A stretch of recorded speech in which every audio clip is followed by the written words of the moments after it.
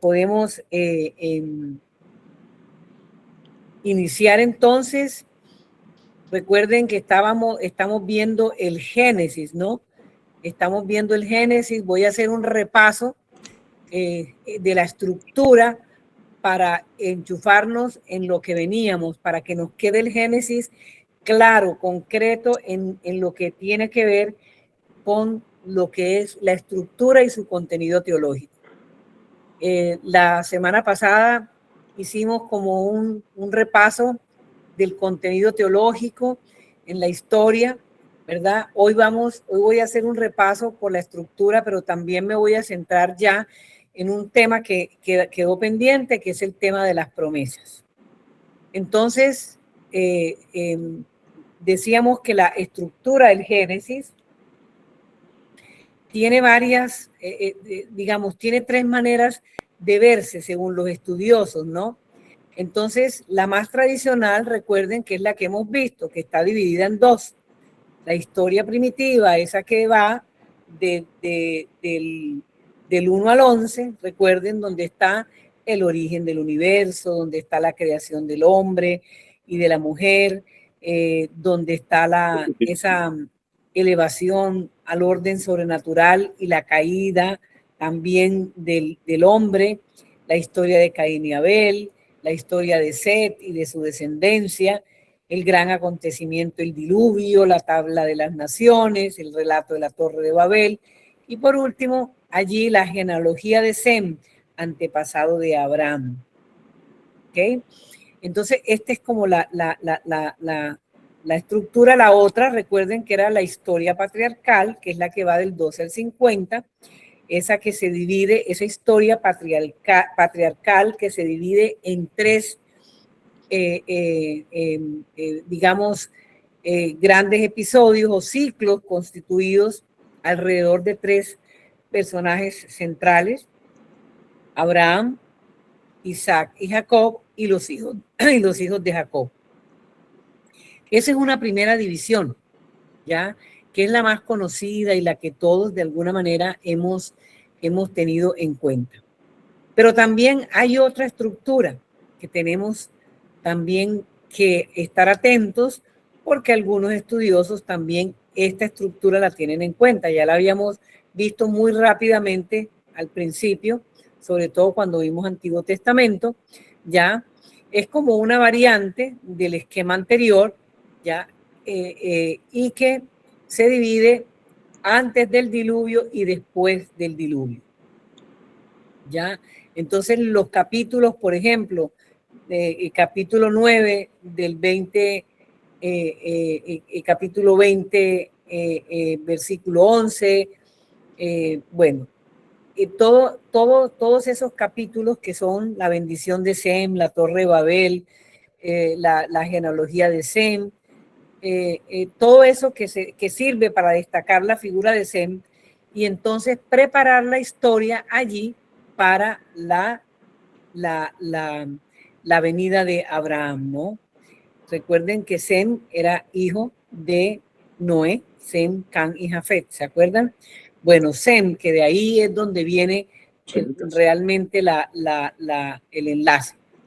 Y una tercera estructura, ya, que lo vimos también muy rápidamente, que fueron, digamos, las fórmulas Toledot. Digamos que muchos dicen, ¿no? Los estudiosos, que la estructura del libro del Génesis hay que establecerla en función de este término Toledot, que quiere decir generaciones, ¿ya?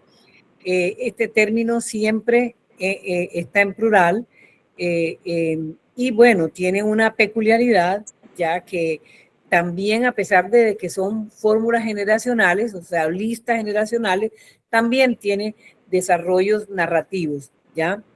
Entonces, nosotros tenemos 10 generaciones, o sea, 10 fórmulas Toledo, 10 generaciones. Primero, la generación del cielo y de la tierra, ¿ya? Es la fórmula que se refiere a todo lo formado por la acción creadora de Dios. Entonces se llama así, generaciones del cielo y de la tierra. Segundo, la generación de Adán, con la historia de Adán a Noé, es decir, de los patriarcas anteriores al diluvio. Generaciones de Noé, que tiene la historia de Noé y el relato del diluvio.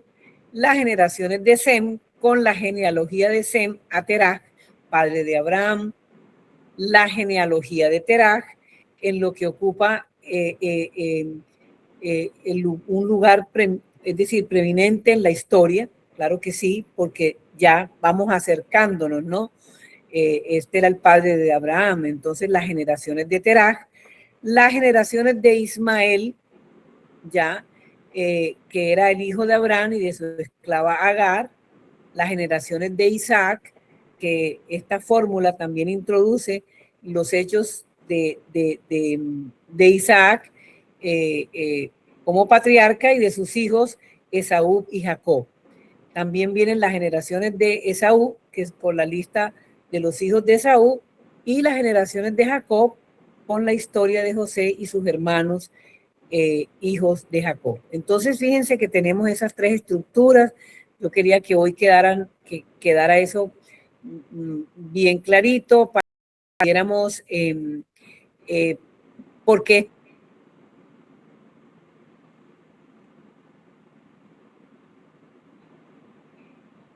conocer estas tres estructuras o estas tres divisiones o formas de dividir el libro. Recuerden que el Génesis está dividido entre narraciones y genealogías, eso fue lo que vimos al principio. Por eso estas fórmulas Toledo tienen esa vinculación de narraciones que permiten también hacer, digamos, como ese listado generacional. Entonces son 10 estas fórmulas Toledo. Estas fórmulas son consideradas también de origen sacerdotal. Recuerden que son tres escuelas que los autores han querido como dar en cuanto a la escritura del Pentateuco, recuerden. Entonces, el primer efecto de estas fórmulas Toledo, ya lo habíamos visto dos clases anteriores, es cómo esa progresiva elección divina está orientada siempre a la realización del proyecto salvador de Dios. Entonces, ¿por qué? Fíjense el tema de la descendencia. Son 10 generaciones de la descendencia para llegar al punto clave, ¿ok? Que es el inicio de la salvación. Este es el proyecto salvador. Entonces, ¿cómo establece gradualmente una línea de continuidad que tiene como finalidad la transmisión de las promesas divinas? Y ya nos vamos a dar cuenta por qué, porque esas promesas pasan, es decir, de Abraham a Isaac, de Isaac a Jacob, y bueno, y así sucesivamente, ¿no es cierto?, hasta llegar a Cristo. Entonces, lo que hacen estas fórmulas Toledo es que comprimen una unidad teológica entrelazada, ya también con una secuencia cronológica, claro, y que muestra con mucha precisión el horizonte en que Dios ha querido manifestar su misericordia, ¿verdad? Cómo ha sido un proceso generacional, cómo ese Dios que se expresa al mundo a través de su palabra creadora, cómo todo lo hace mediante un proceso. Ya todo lo que está fuera del atemporal que es Dios se convierte en temporal. Por eso la creación es temporal, por eso nosotros somos también seres temporales hasta que nos viene y nos rescata el atemporal que es el Hijo de Dios y nos devuelve la vida eterna. Entonces, bueno, a ver, después de Adán, Set y su descendencia tienen la primacía, digamos, esta descendencia va teniendo esa primacía, ¿no? Apartan ¿cuál? La de Caín, ¿ya? Entonces, fíjense, ¿por qué? Porque a través de la línea de Set se llega a Noé y después a Sem, favoreciendo ese Sem favorecido con esa bendición divina. Entonces, desde Sem se llega a Terach y sus hijos, entre quienes se encuentra Abraham, ¿ya? porque la elección divina recae sobre Adán y luego posteriormente sobre Abraham y luego posteriormente sobre sus hijos Isaac y Jacob, ¿verdad? Entonces, ese es como el primer efecto, ¿verdad? Esa progresión, ese proceso digamos, de elección divina que va encaminado al proyecto de la salvación. Entonces, desde otra perspectiva también, estos Toledot expresan primero la elección de Israel como pueblo, ¿ya? Y su puesto en el universo de las naciones. Esto es muy importante, además de que esa elección divina es progresiva y orientada hacia el proyecto de salvación, también nos muestra cómo Israel queda en el centro, ya cómo también es una elección de Dios este pueblo de Israel, ¿cierto? Y un tercer efecto es que el desarrollo de la estirpe humana se realiza siempre bajo la providencia de un mismo Dios que ha creado el universo, al hombre, y que ha elegido también a Israel entre las naciones. De manera que el plan divino siempre avanza a pesar de la oposición humana, ¿ya? Porque ese proyecto de salvación inclusive sobrevive, ¿verdad?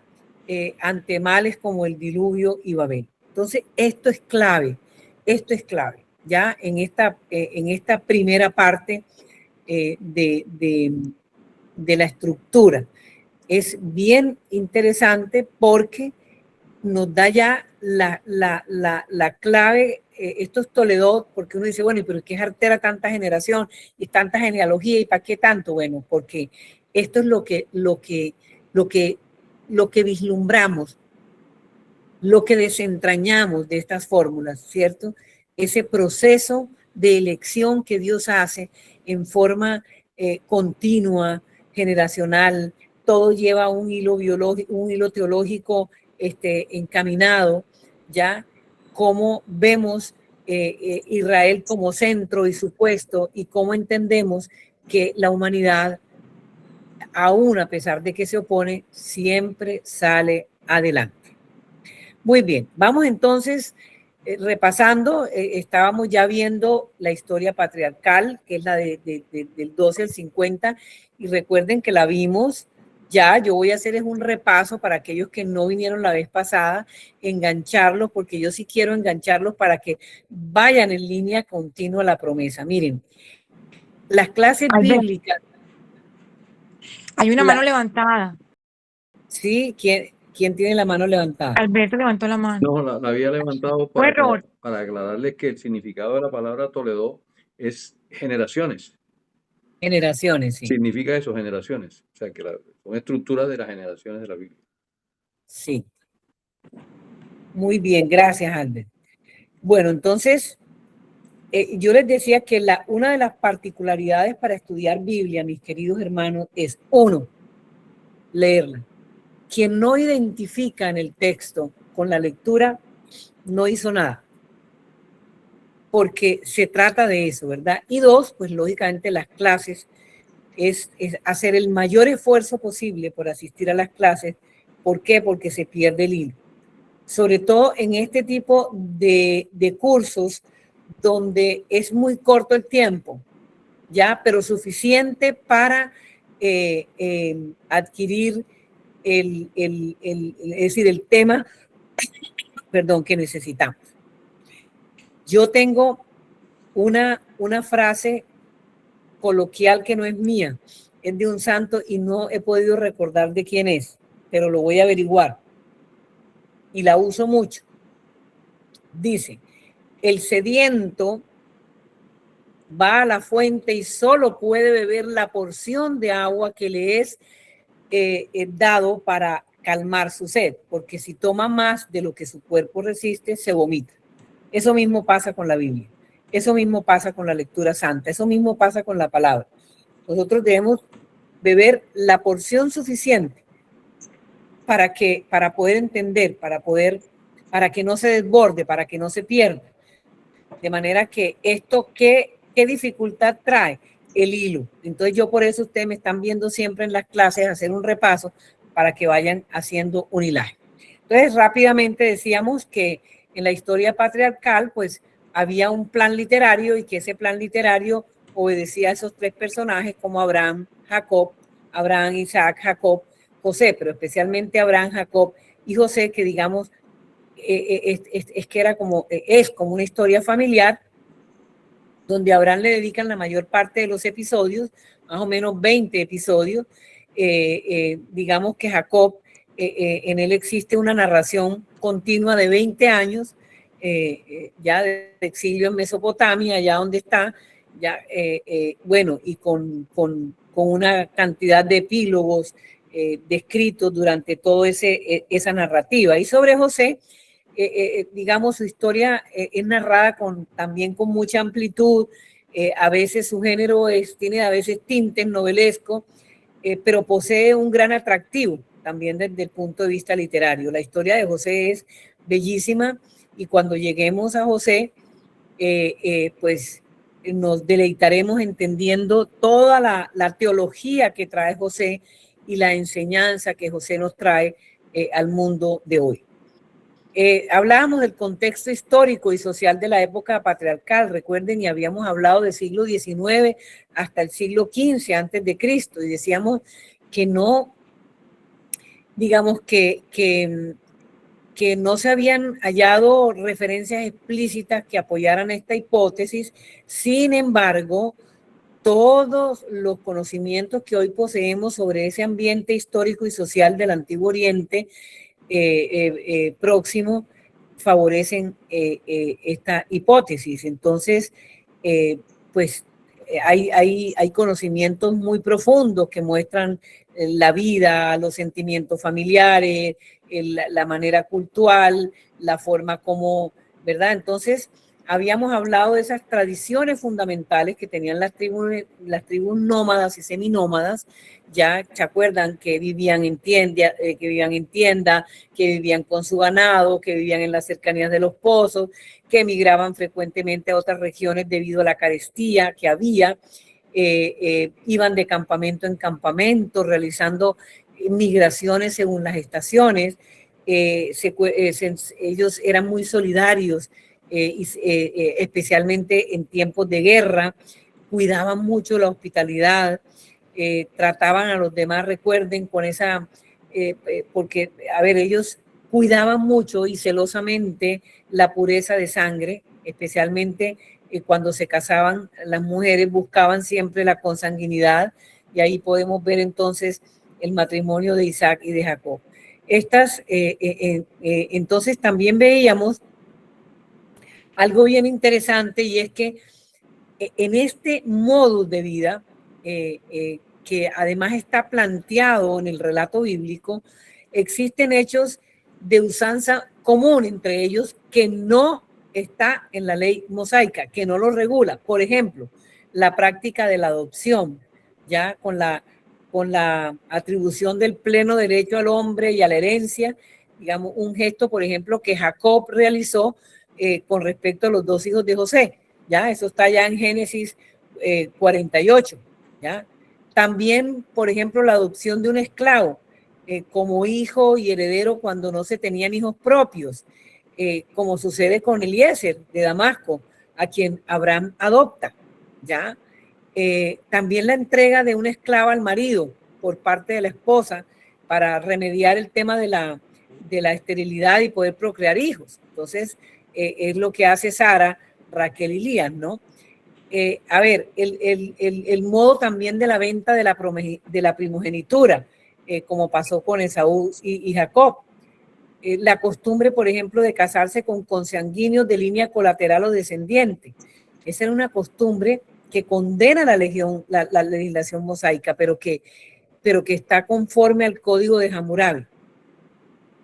También el carácter irrevocable, por ejemplo, de la bendición del padre de familia al final de su vida.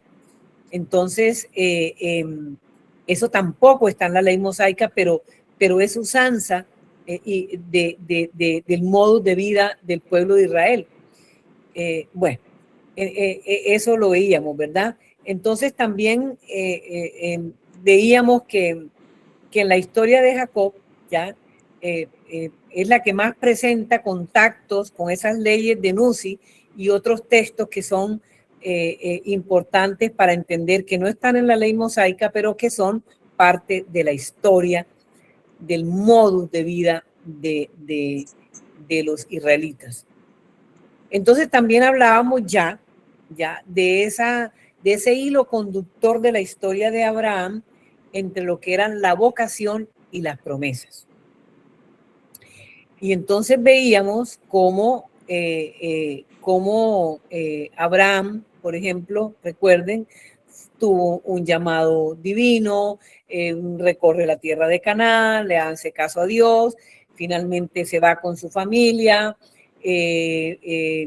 Digamos que ahí hay un hecho relevante porque como Dios lo llama para que salga de su casa ya y con todos y vaya a la tierra prometida, él cuando llegan y él le pone a escoger a Lot la tierra que él quiere, y esto es una muestra que la tierra que Lot escoge es distinta a la que Dios le había dado a Abraham, y esto lo que demuestra es digamos, el deseo, el designio de Dios de conceder a Abraham la tierra de Canaán.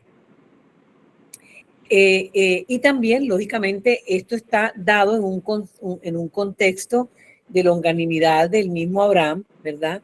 Que es muy importante porque, pues, bueno, en ese llamado también hay otras cosas. Recuerden que él va a Egipto por una carestía y allá entonces Sara, por su belleza llevada a la corte, Abraham miente, dice que es hermanita de él. Sin embargo, el llamado que Dios le hace al faraón hace que Abraham regrese de nuevo a Israel. Listo.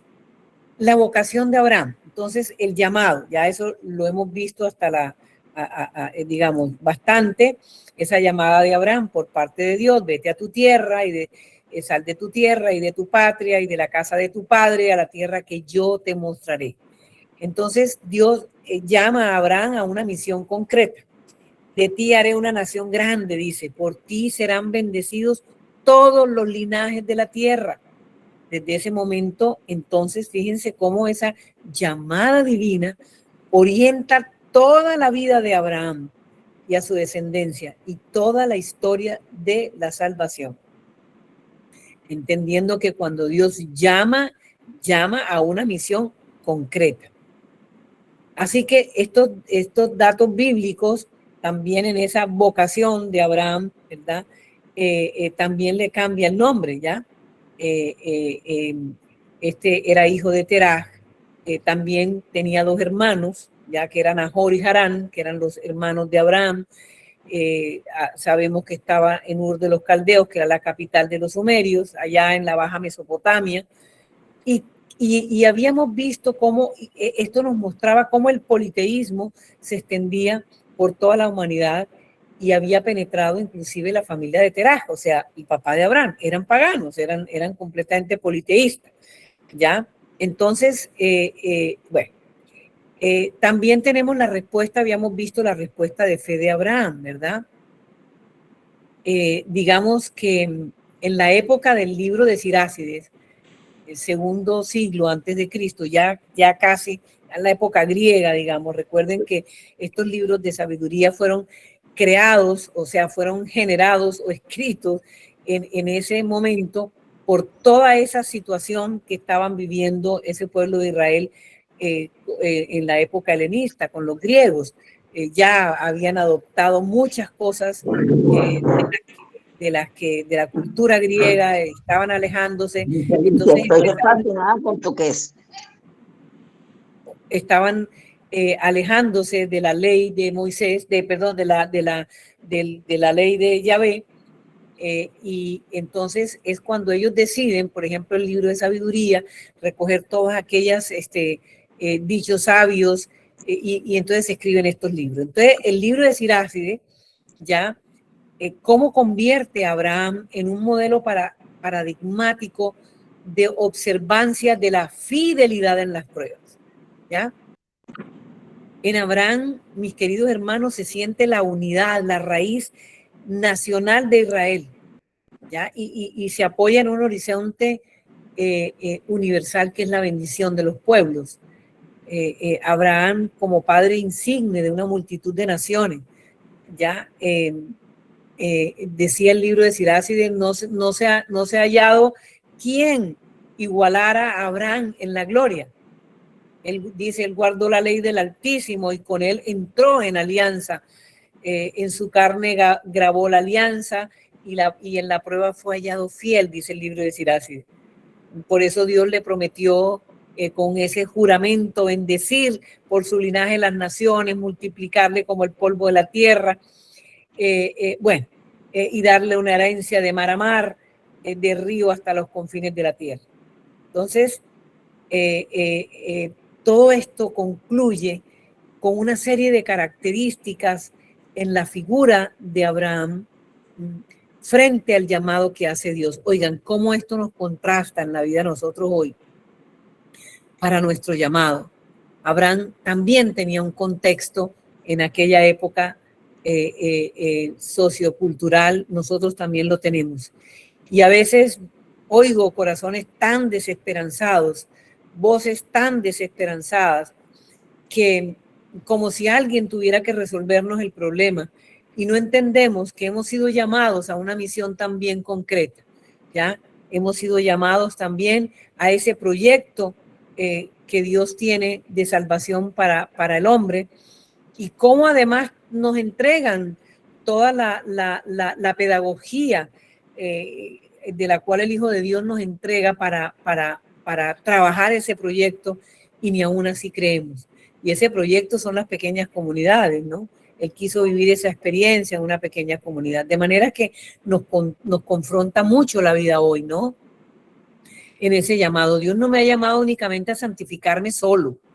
Dios a mí me llama, Dios me ha llamado para que yo vaya y me haga un instrumento también, un remador de su palabra, un instrumento, y desde esa misión, pues yo también pueda decirle al mundo que hay un Dios que ama y que salva.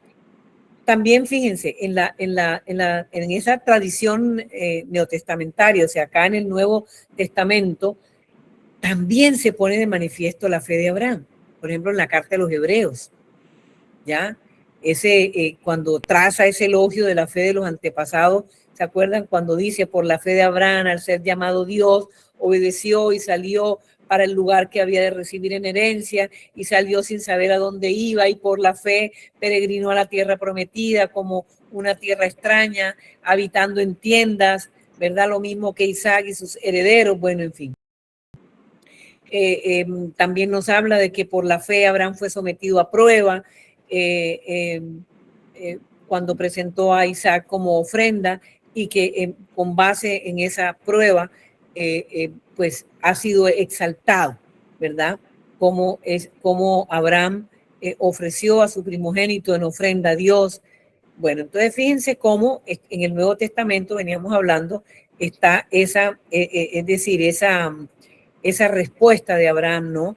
Digamos, datada también en el Nuevo Testamento, de manera que esto también nos da la claridad de cómo esa tradición, de cómo venía esa continuidad en toda la historia de nuestro pueblo de Israel. Y estamos hablando ya del siglo I después de Cristo, ya, donde en esa carta a los Hebreos, en el libro de Siracide, que es un poco antes, pero la carta a los Hebreos ya es siglo I. Cómo se databa ya y se resaltaba la figura de Abraham como elección divina, ya como el padre de la fe. Por eso, no solamente está la vocación de Abraham y la respuesta, que también es muy importante, o sea, la respuesta, porque el llamado de Abraham fue por Dios, es un llamado a desacomodarse, es un llamado a dejar todo atrás, todas las seguridades que él tenía, su casa, su tierra, su ganado, ya su casa, su tierra, su ganado, son seguridades para nosotros. Y Dios le dice, deja todo eso atrás y vete a la tierra que yo te voy a dar, ¿verdad? Entonces, fíjense, pensemos en la tierra prometida. ya en esa Jerusalén celestial, en ese cielo nuevo y en esa tierra nueva que el Señor promete en persona del Hijo, ya, y que está culminado en plenitud en el Apocalipsis. Ese cielo nuevo y esa tierra nueva, para entender que todo lo que debemos dejar atrás, que es un movimiento, el llamado de Dios produce un movimiento, la conversión es un movimiento, es un giro, es metanoia, es un giro, de manera que es muy importante. Y ahora vamos ya entonces, dejando el repaso, yo creo que muy asentado, vamos entonces a hablar de las promesas, porque son muy importantes y son las que más, digamos, también nos causan la posibilidad de atender, de grabar, de encarnar, ¿verdad? Entonces, fíjense cómo el Pentateuco, la historia de los patriarcas está vinculado también al éxodo y la conquista. Ustedes recuerdan que yo les dije en el Antiguo Testamento que hay muchos autores que dicen que no debe ser Pentateuco sino Hexateuco, porque la historia empieza con el llamado de Abraham y la promesa a la tierra prometida, pero el Pentateuco no termina sino antes de la entrada a la tierra prometida. Luego el libro de Josué debe estar incluido y entonces lo llaman el Hexateuco, o sea, para poder culminar la historia, ¿verdad? Entonces esa conquista, esa salida de esclavitud, ya, y la conquista, pues están también vinculadas a esa historia, ¿ya? Y mediante qué está vinculada el éxodo, igual. Moisés saca al pueblo, a mi pueblo de la esclavitud, sácalo de Egipto y llévalo a la tierra prometida, la tierra que yo he prometido, ¿verdad? Igual, hay una promesa de la tierra. Entonces, el aislamiento del pueblo en Canaán es la realización de las promesas de una posteridad y de una tierra hecha, es decir, a sus antepasados. Así que este mismo tema asegura una unidad en la narración patriarcal, ¿ya? Es decir, las promesas que unen, por un lado, la historia de Abraham con el protoevangelio, ¿ya? O sea, con el nuevo evangelio y con la bendición de Sem. Y por el otro lado, fíjense, constituye el trasfondo por allá del éxodo y de la alianza en el Sinaí. Claro que sí, miren, las promesas son las que arraigan al pueblo, las que todo el tiempo están, es decir, incrustadas, encarnadas en ese llamado y en esa vocación al pueblo para luego salir de la esclavitud y poder llegar libres a la tierra de Canaán, a la tierra que él les había prometido. Los términos de la promesa ya luego serán recordados por esa sucesiva tradición bíblica. Ya acuérdense de Pablo, que elaborará ya en Romanos una teología bellísima acerca de la promesa. Léanse, remítanse a Romanos capítulo 4. Allá hay una teología bellísima acerca de la promesa. Bueno, antes de entrar en el estudio del significado teológico de las promesas de Dios a Abraham, vamos a mirar el contexto en la que están situadas, muy importante para poder mirar. Yo entonces, a ver, Alberto, abrir Biblia. Listo. Déjame un momentico y busco aquí, a ver. Bueno, entonces, oigan, los textos de las promesas se los voy a identificar, ¿ya? Por 7 veces, oigan bien, 7 veces, Dios revela a Abraham manifestándole, es decir, progresivamente, gradualmente, cuál era su designio de salvación. Ese que él quería realizar a través de Abraham, en favor de su pueblo y de toda la humanidad. Esto es muy importante, ¿eh? Muy importante. Es decir, no solamente era para Abraham, ya era a través de Abraham en favor de su pueblo, pero también para toda la humanidad. A ver, la primera, Génesis 12, del 1 al 3. Por favor, Bueno, leer. entonces dice así: Yahvé dijo a Abraham: vete de tu tierra y de tu patria y de la casa de tu padre a la tierra que yo te mostraré. De ti haré una nación grande y te bendeciré. Engrandeceré tu nombre y sé tú una bendición. Bendeciré a quienes te bendigan y maldeciré a quienes te maldigan. Por ti se bendecirán todos los linajes de la tierra. Esa es la primera. La segunda, Génesis 12, del 6 al 7. Ya la tierra no les permitía vivir juntos porque su hacienda se había multiplicado de modo que no podían vivir juntos. No, mentira, esa no es. 12 del 6 No, al 7. 12 del 6 al 7. Y Abraham atravesó el país hasta el lugar sagrado de Siquem, hasta la encina de Moré. Por entonces estaban los cananeos en el país. Yahvé se apareció a Abraham y le dijo: a tu descendencia he de dar esta tierra. Entonces él edificó allí un altar a Yahvé que se le había aparecido. Muy bien, fíjense que es muy importante esto que estamos leyendo para que vayamos identificando los elementos que van incluyéndose dentro de esa misma promesa. La tercera, Génesis capítulo 13, versículo del 14 al 17. Dijo Yahvé a Abraham, después que Lot se separó de él: alza tus ojos y mira desde el lugar en donde estás hacia el norte, el mediodía, el oriente y el poniente. Pues bien, toda la tierra que ves te la daré a ti y a tu descendencia por siempre. Haré tu descendencia como el polvo de la tierra, tal que si alguien puede contar el polvo de la tierra, también podrá contar tu descendencia. Levántate, recorre el país a lo largo y a lo ancho, porque a ti te lo he de dar. Muy bien. Fíjense ya los ingredientes, ¿no? Los elementos que van datando.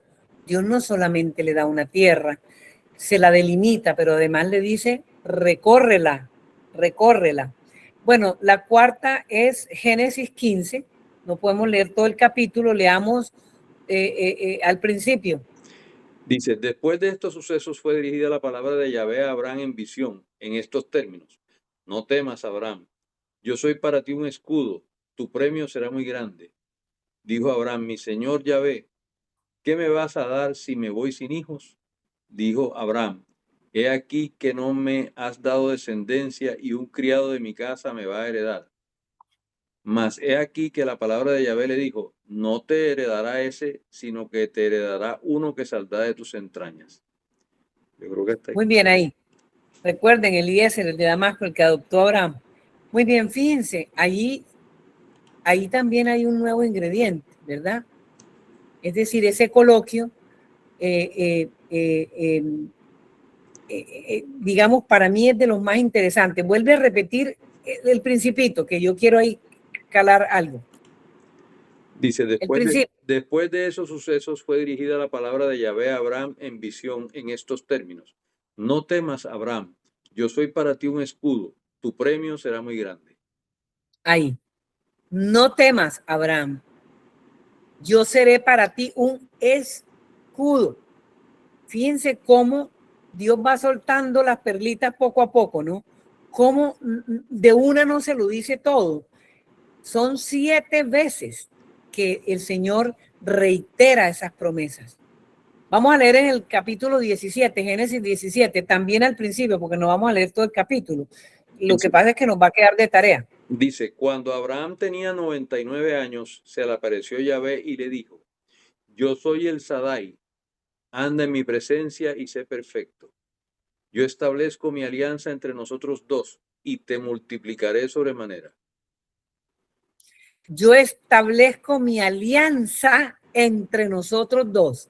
Miren la particularidad. Shaddai quiere decir el omnipotente. Ya vamos a verlo después. Eso es lo que quiere decir. Ahora lo explico. Pero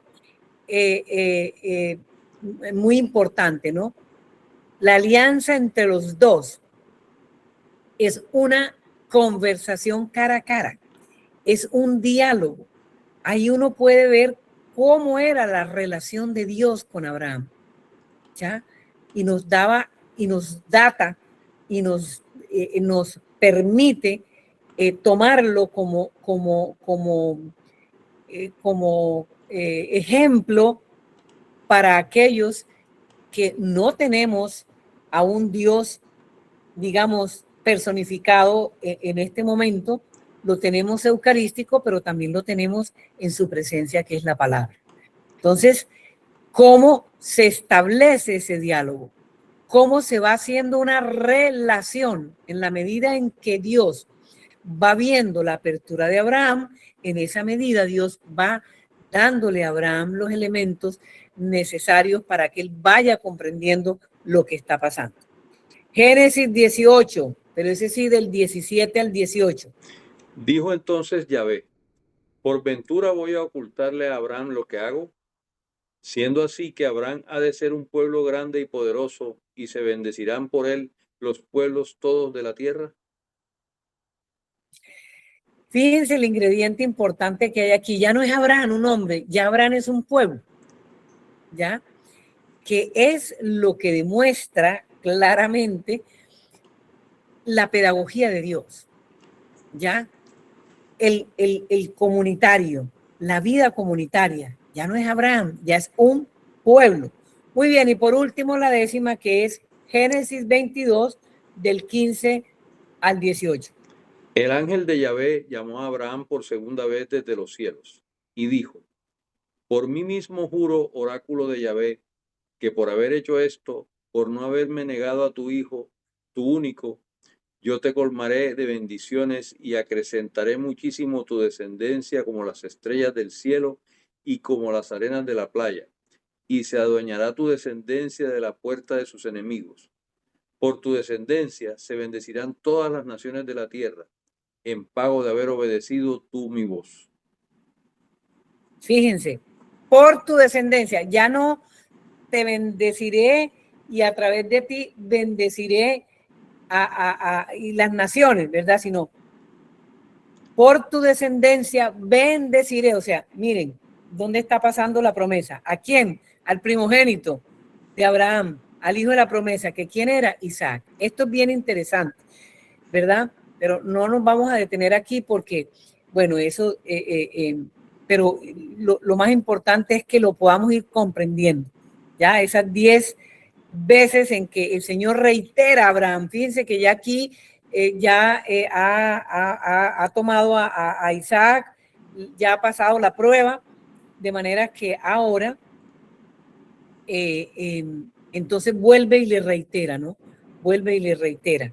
Esto es bien interesante. Ahora que no creo que nos dé tiempo hoy, pero para la próxima clase que tendremos a Isaac, lo vamos a entender muy bien. Bueno, muy bien. El contenido de las promesas. Esas son las promesas. Ahora el contenido de las promesas. Miren, los bienes que Dios promete a Abraham, de acuerdo con todos estos textos, se puede reducir en 3, ¿ya?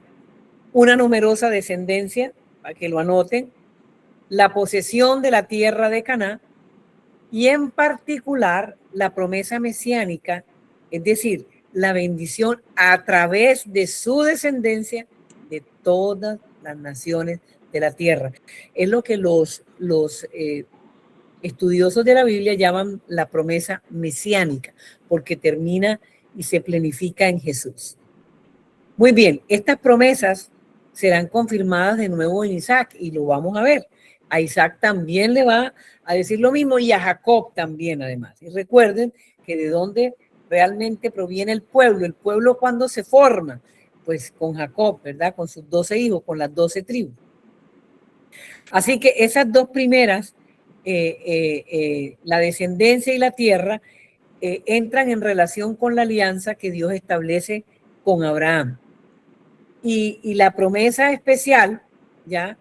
Es decir, van acompañadas por esa providencia divina, ¿ya? Que esos descendientes de Abraham constituyen un pueblo singular entre las naciones y que ellos van a vencer a los enemigos. Ya Dios va a ir perfilando, va perfilando el cómo se configura ese pueblo que él está mostrando. Ya Abraham no es un hombre, ya Abraham es un pueblo.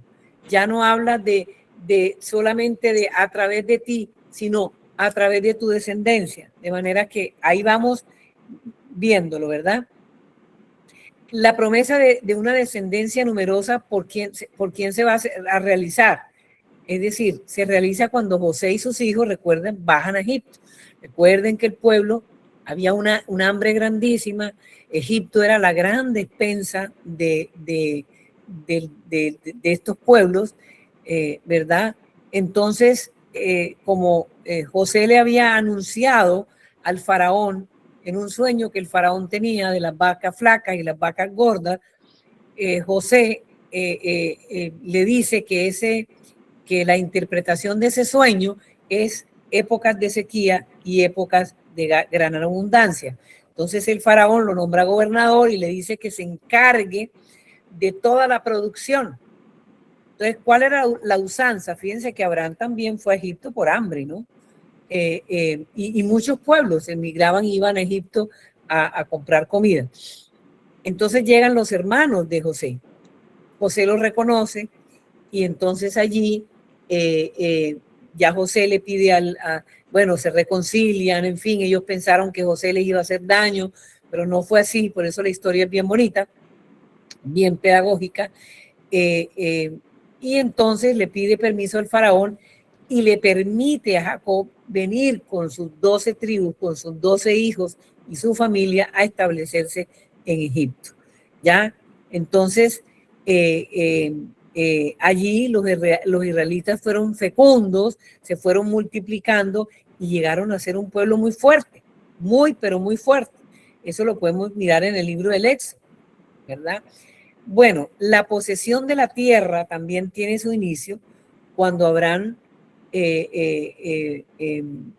va a dar, miren, cuando Abraham va a dar sepultura a Sara, compra por un precio alto ya el primer derecho de propiedad sobre Canaán.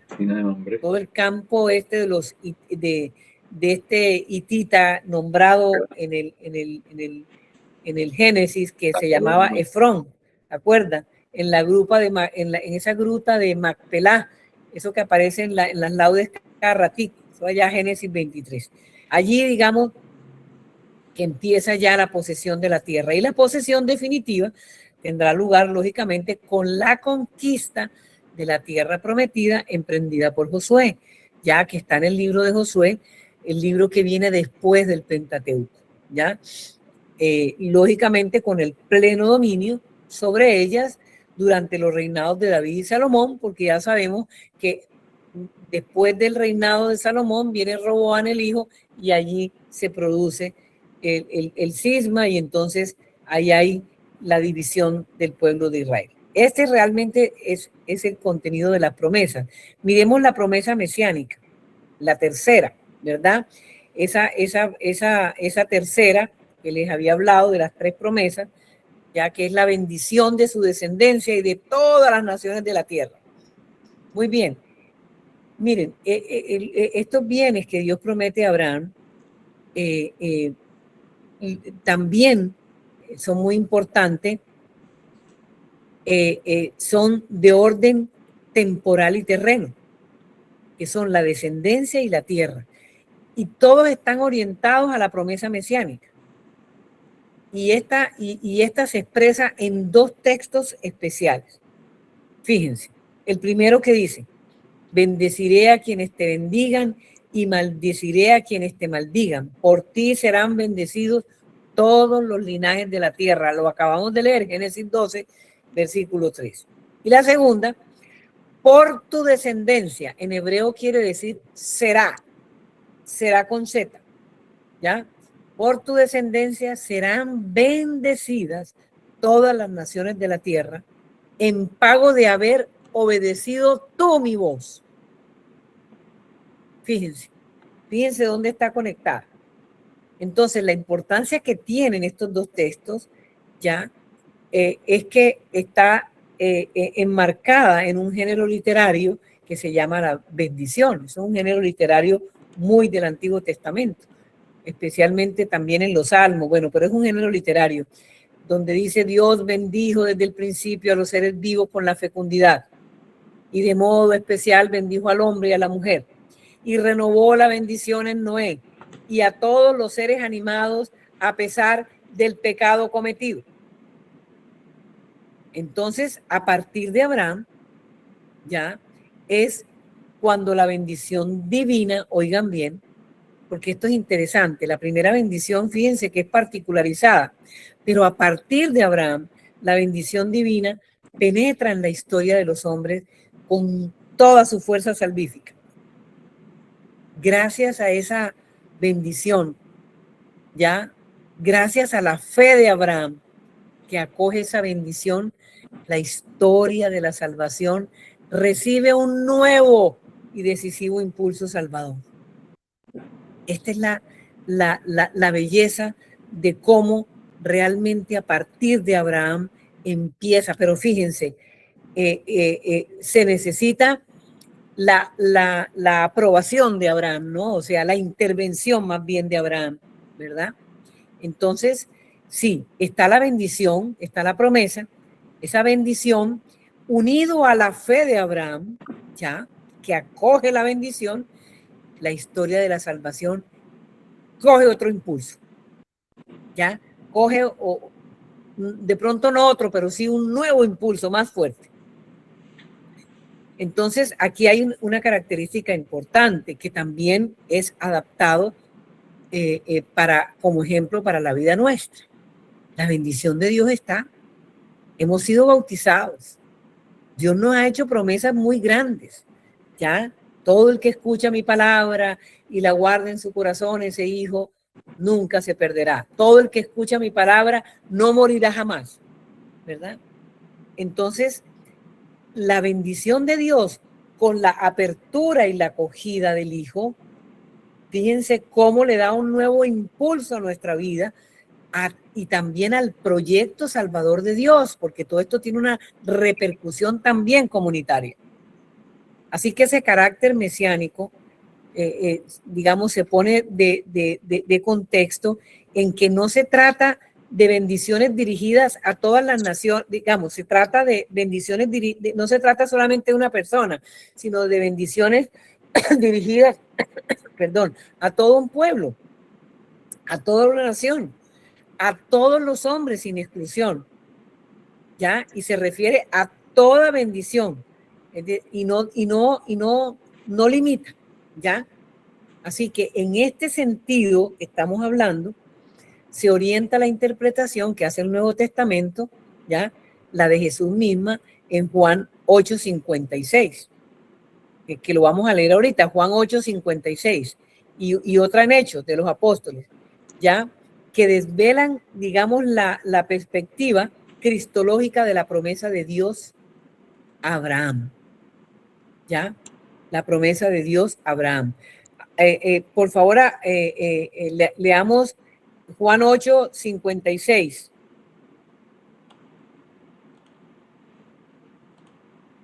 Alberto, ¿estás ahí? Sí, ya estoy. Sí, ya estoy. Hola. Aquí, ya lo estoy buscando. 8.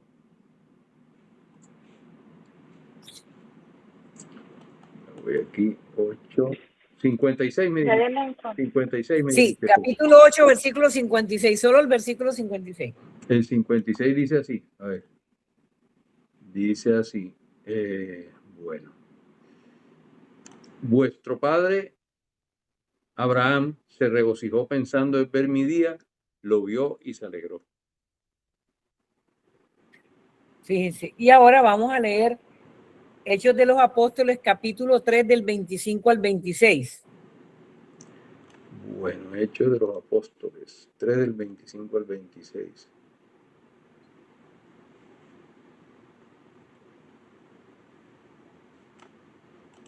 Ya voy aquí, 3, 25 al 26. 25 dice,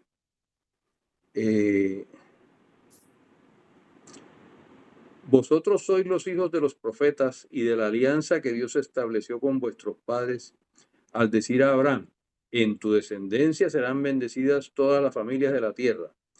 Para vosotros, en primer lugar, ha resucitado Dios a su siervo y le ha enviado para bendeciros, apartándoos a cada uno de vuestras iniquidades. Está clarísimo, ¿no es cierto? Entonces, voy a leer Gálatas 3 del 6 al 9 y dice, así Abraham creyó en Dios y le fue reputado con justicia. Tened pues entendido que los que viven en la fe, esos son los hijos de Abraham. Tened pues entendido la escritura, previendo que Dios justificará a los gentiles por la fe, anunció con antelación a Abraham esta buena nueva: en ti serán bendecidas todas las naciones. Así pues, los que viven de la fe son bendecidos con Abraham el creyente. Muy bien. Es para que veamos entonces cómo está allí la promesa mesiánica, ¿ya? Es lo que nosotros entonces podemos decir, que las palabras de Jesús, cuando dice, vuestro padre Abraham se regocijó pensando en ver mi día, lo vio y se alegró, cuando dice, parecen referirse en efecto a la comprensión de ese misterio mesiánico alcanzado por Abraham, ya en esta revelación contenida. ¿Me explico? Cómo Dios allí ya estaba abriendo el camino hacia la verdadera salvación, la definitiva, la que siempre ha obtenido, que es esa redención, ¿verdad? Entonces, en Gálatas lo vemos como Pablo lo afirma, ¿ya? Las promesas fueron dirigidas a Abraham y a su descendencia, fíjense, no dice y a los descendientes, como si fueran muchos, no, uno solo, la descendencia, a tu descendencia, es decir, Cristo, ¿verdad? Digamos que esa alianza, este es el tema, digamos, de las promesas, y entonces vamos a ver particularmente el tema de la alianza. Miren, esto es muy importante porque aquí sí que hay una claridad. Es decir, el pacto realizado de la circuncisión, ¿ya?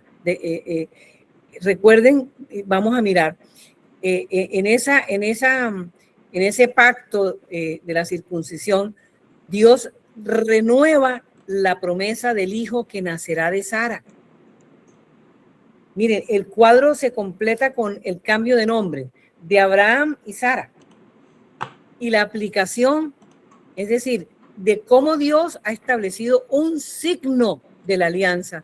De este modo, toda la familia de Abraham entra a tomar parte de la alianza.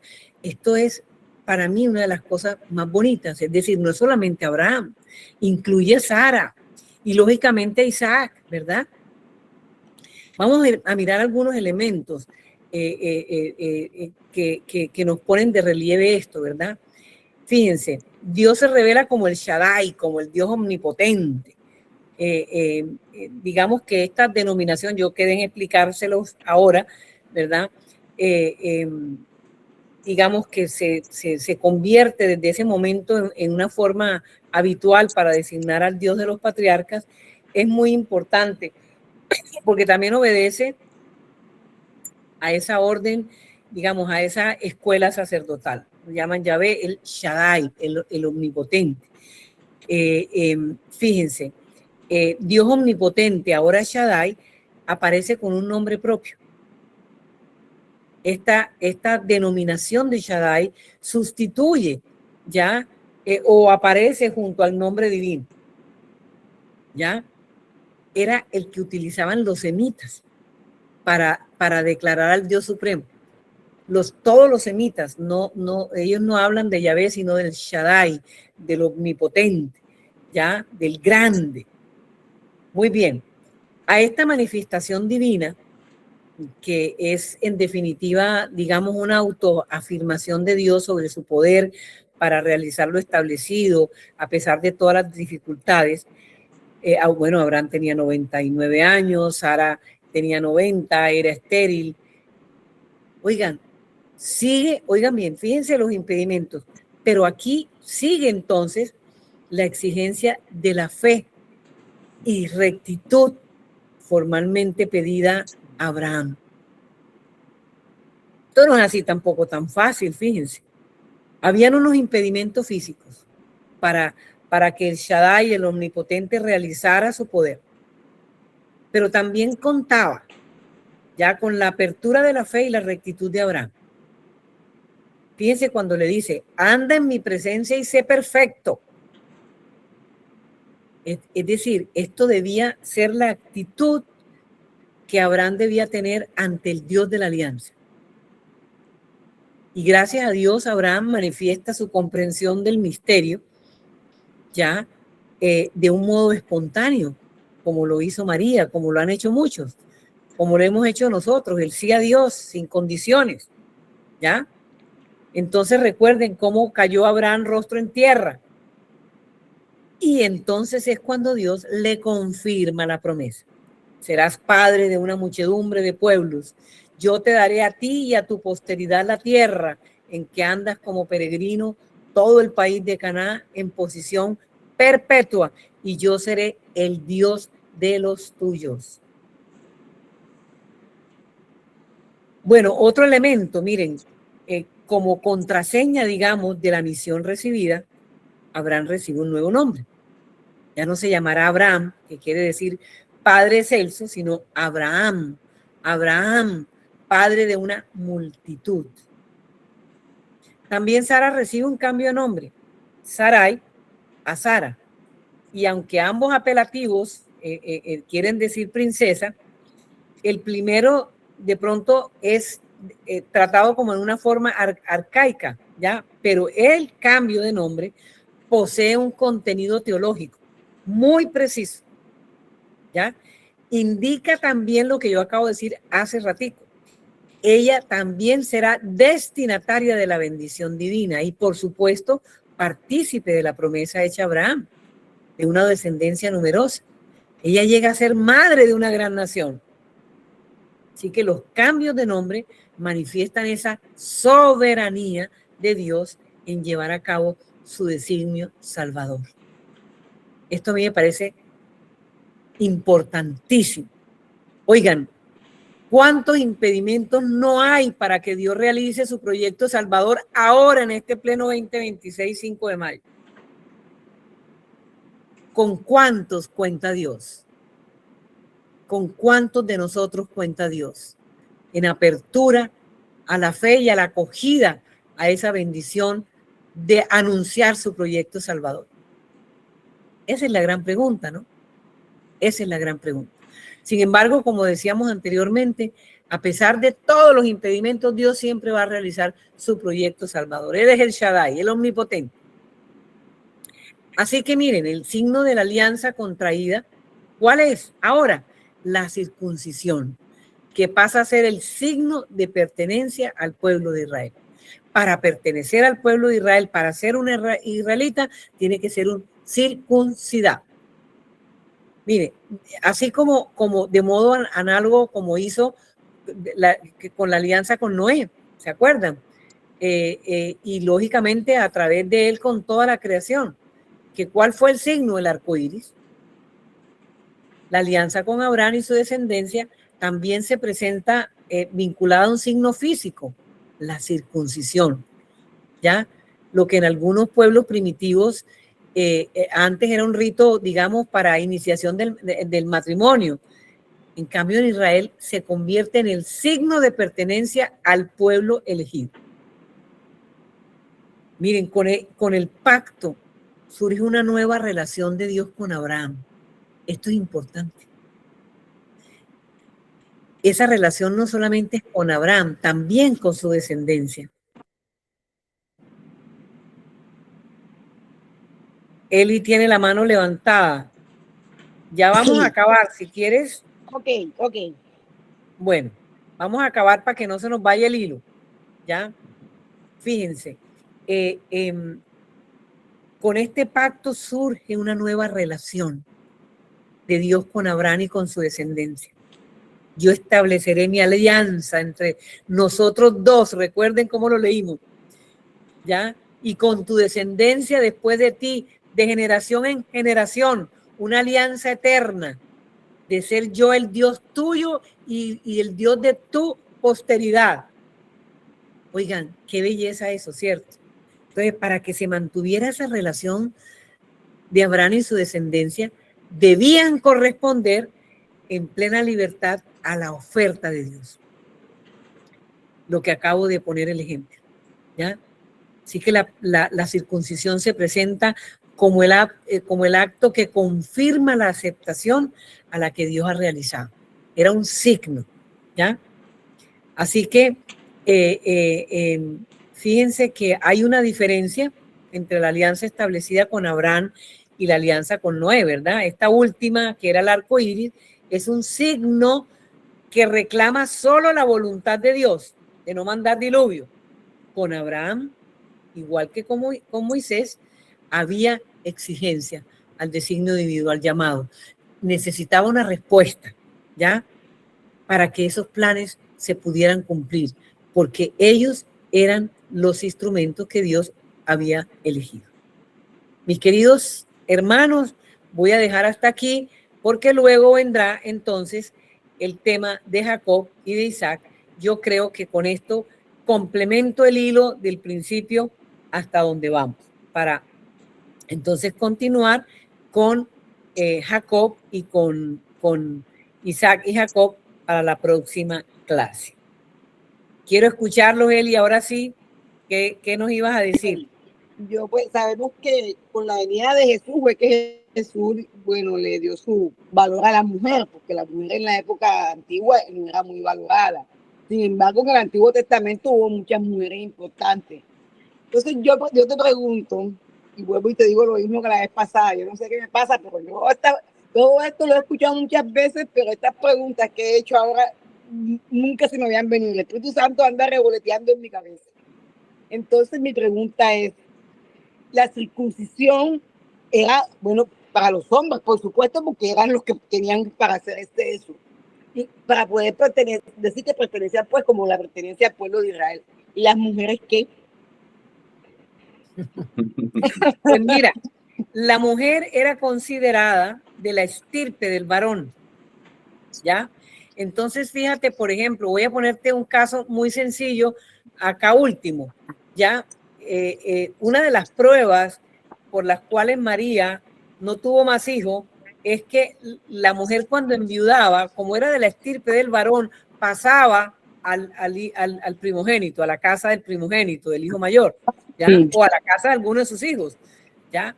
Por eso se la entrega a Juan, porque no había más hijos. Entonces, la mujer siempre estaba, fíjate que ellos eran muy celosos y no se casaban. Es decir, ya después vamos a ver esa degeneración cuando llegan allí a la estepa de Moab y cómo pasa y cómo se cuela la cosa y cómo se casan con la filistea, Sansón, en fin. Pero la mujer era considerada de la estirpe del varón.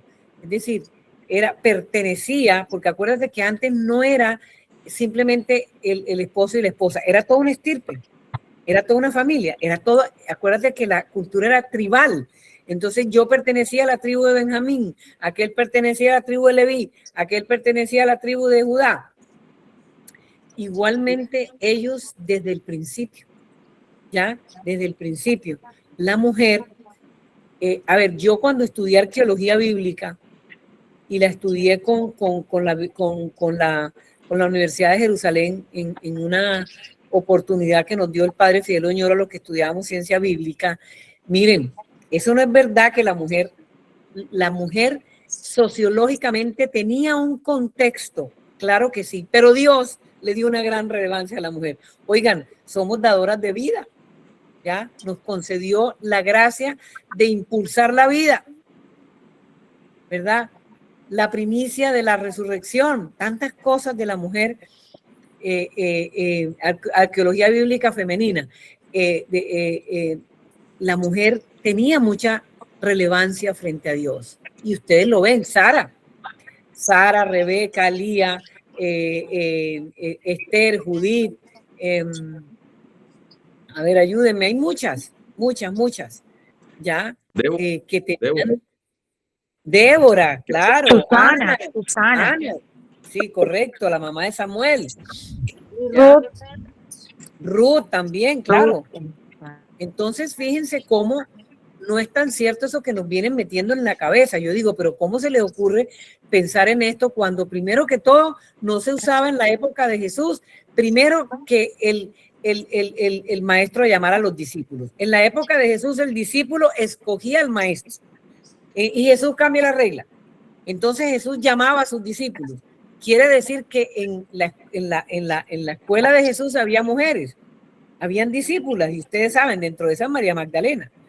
De manera que esto podía a lo mejor ser un escándalo, pero en la escuela de Jesús así fue. O sea, que él fue dándole relevancia. Fíjense que esa mujer a la sirofenicia, cómo fue la deferencia con la sirofenicia, la hemorroísa, porque no solamente sanaba hombres, me explico, y los reintegraba a la comunidad y les daba el valor, se conmovió de la viuda de Naín. En fin, podríamos enumerar muchísimas cosas en cuanto a la mujer. Pero la estirpe viene por el varón, ya del tronco de Yesé, recuerden, de la estirpe de David, es decir, venía por el varón. Entonces, así era que las genealogías venían, ¿cierto? Fíjense, de Adán a Noé, de Noé a Abraham, de Abraham, y así sucesivamente, ¿no? Era por la estirpe del varón. No con eso quiere decir que la mujer quedaba excluida. La elección de la mujer era muy importante. Recuerden a Rebeca, a Raquel, eso era Lía. Ahí hubo problemitas con esa elección. Una cosita, entonces ahí el signo sería para los hombres, para el varón, como usted lo acaba de decir. Es decir, y la mujer estaría cobijada por ese estirpe del varón. Entonces no necesitaba un signo como tal, porque ya lo tenía y lo traía del varón, que era la y todo recaía sobre eso. Entonces, la mujer no requería un signo, pues de pronto que se lo dieran, sino que por pertenecer al varón, ya ella estaba cobijada con ese signo como pueblo de Israel, me imagino. Así es. Y sobre todo cobijada por el varón papá, ¿no? ¿Ya? Claro, el patriarca. Por el varón, exactamente. Sí, correcto. Por eso era tan difícil casarse. ¿Ya? Hay de que hicieran, de que la mujer se fuera y tomara decisiones por aparte, eso era terrible, ¿ya? Porque lógicamente sí había un sometimiento, y ese es una de los relatos del Génesis, ¿ya? Parte del pecado de ese sometimiento, parte del pecado de Evita, que se adelantó como Sara. Sí. Bueno, ¿cómo les pareció? Esto es una de las claves del Génesis y del emprendimiento en ese camino y en ese proyecto salvador de Dios. Yo siempre me había preguntado, porque me llamaba la atención que decía que nuestro padre Abraham vio este momento o algo así en la Biblia, y yo no sabía en dónde estaba la conexión, no la había encontrado, y ahora tú lo acabas de mostrar. Me parece interesante eso. Sí, claro. Sí, claro. Y la diferencia, ¿no?, que hay entre la alianza con Noé y la alianza con Abraham, ¿ya? El arco iris, es voluntad de Dios, pero acá, fíjense cómo ya se va configurando esa correlación de Dios y nosotros. Tienes que poner cómo nos necesitan como instrumento. A mí siempre me ha parecido además que por ejemplo, el sacrificio de Isaac nos quiso mostrar que en esa época habían sacrificios humanos, era normal. Eso era normal. Los padres sacrificaban a los hijos para los dioses. Así es. Y sobre todo el primogénito, ¿verdad? Porque era el animal. El primogénito era el animal que se sacrificaba como oblación a Dios, ¿ya? Entonces, el exabrupto era que si esta era una promesa que Dios le había dado a Abraham, se la había concedido, y ahora cómo se la quitaba. Por eso era que él se confrontaba y decía, pero ¿yo qué he hecho? Si yo he sido un hombre justo, yo he cumplido con todo lo que tú me has dicho, ¿no es cierto? Pero era la prefiguración también de que el padre tuvo misericordia con Abraham para no sacrificar a sus hijos, pero con su propio hijo lo dejó voluntariamente entregarse y lo entregó. No intervino, lo entregó. Y además hay un paralelismo lindísimo, y es que es en la montaña de Moriah, que es el mismo monte donde está el Calvario. Así es. Y lo hizo cargar Así su es. propia leña, porque acuérdate que Isaac llevó en el burro la leña, Jesucristo también cargó el leño. Y entonces cuando le pregunta y le dice, Padre, ¿y dónde está el cordero? Y dice, Dios proveerá el cordero. O sea, Dios proveerá el cordero, se está refiriendo a Jesucristo. Claro, ya estaba adelantándose. Claro. ¿Verdad? Y esa pedagogía que usa Dios, que es lo que yo quiero que vean, vayan viendo la pedagogía de Dios, cómo Dios va abriendo camino con Abraham en la medida en que Abraham va soltándose, ¿no es cierto? Es bien interesante. Bueno, a ver, no sé quién es. Bueno, yo quiero decir algo. Bueno, a mí me encanta todo el enfoque que le está dando. Verdad que eso hace que me mantenga siempre como con ese deseo de escuchar, porque verdad que me ha motivado mucho a seguir leyendo la palabra, a escucharla, porque en la forma como viene correlacionado todo desde el principio, y vamos como en una forma tan bonita que verdad motiva mucho. Me encanta. Muchas gracias. Luz Mary. Y por ahí tiene la mano levantada BC, me imagino que es Blanco Campano. Y yo soy BBC. Blanca Cecilia. No, BC, ¿quién es BC? Tiene la mano levantada. Pero tiene el micrófono cerrado. Hola, BC. Bueno. Entonces, ¿alguna pregunta? ¿Tienen alguna inquietud? Este es el momento de ir haciéndola. Bueno, y prométanse a sí mismos, lean la Biblia, léanse todo todo del 12 al 50.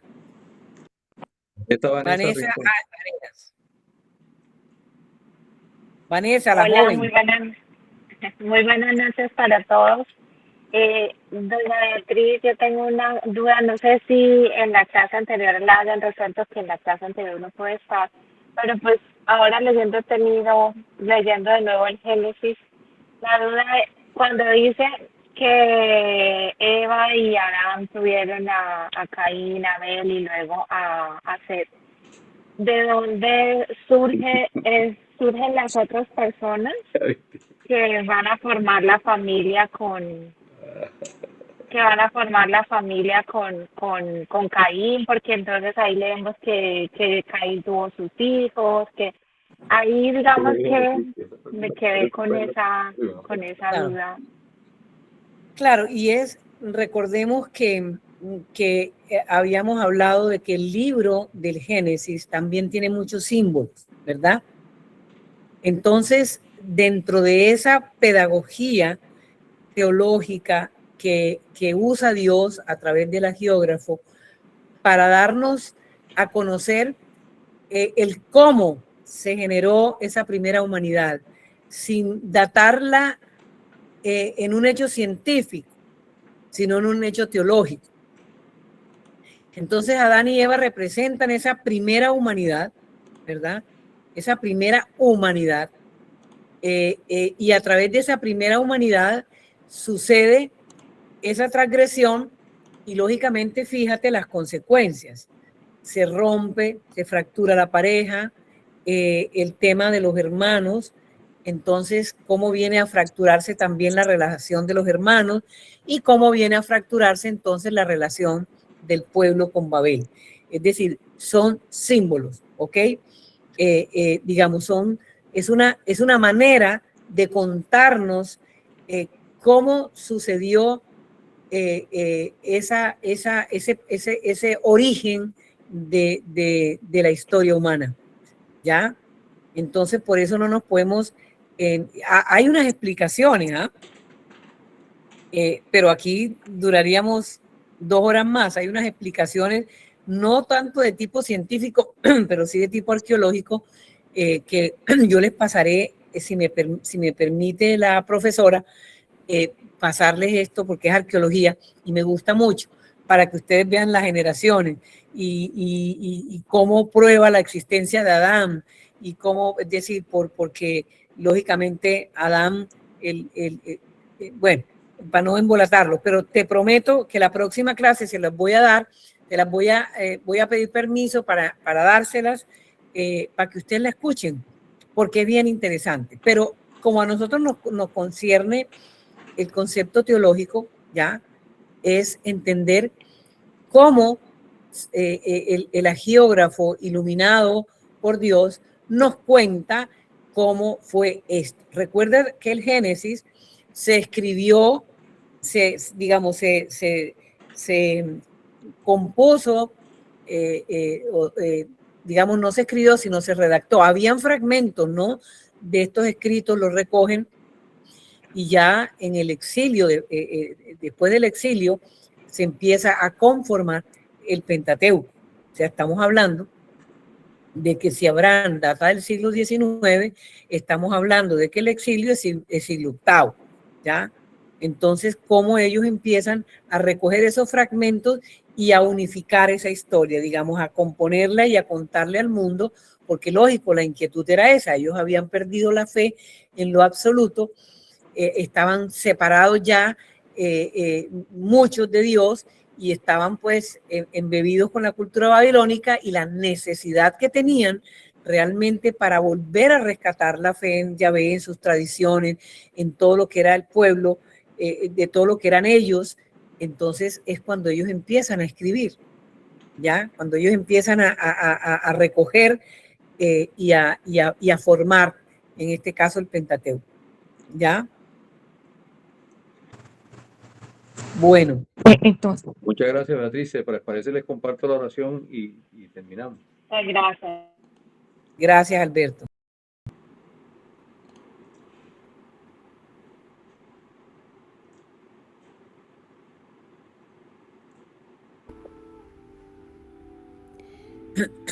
Señor Dios, te damos gracias por esta clase de Biblia y por la oportunidad de aprender y crecer en la fe a través de tu palabra, que es luz y vida para nosotros.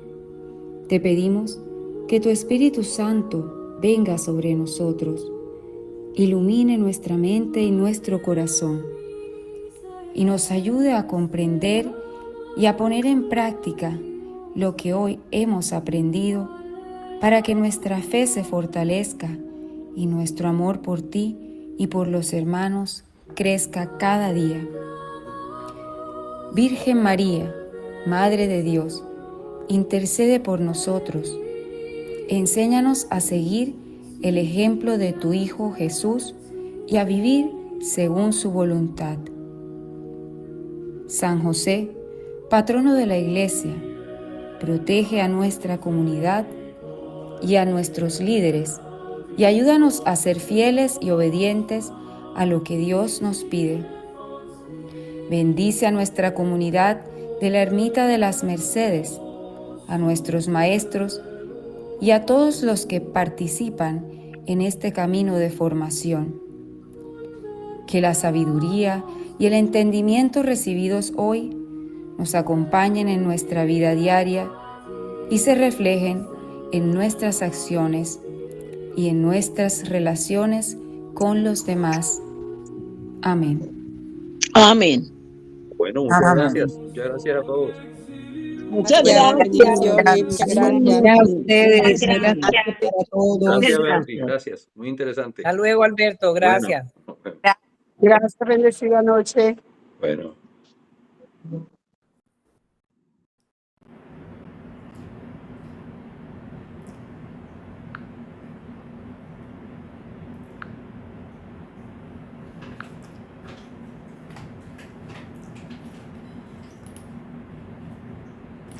Bueno, chicas,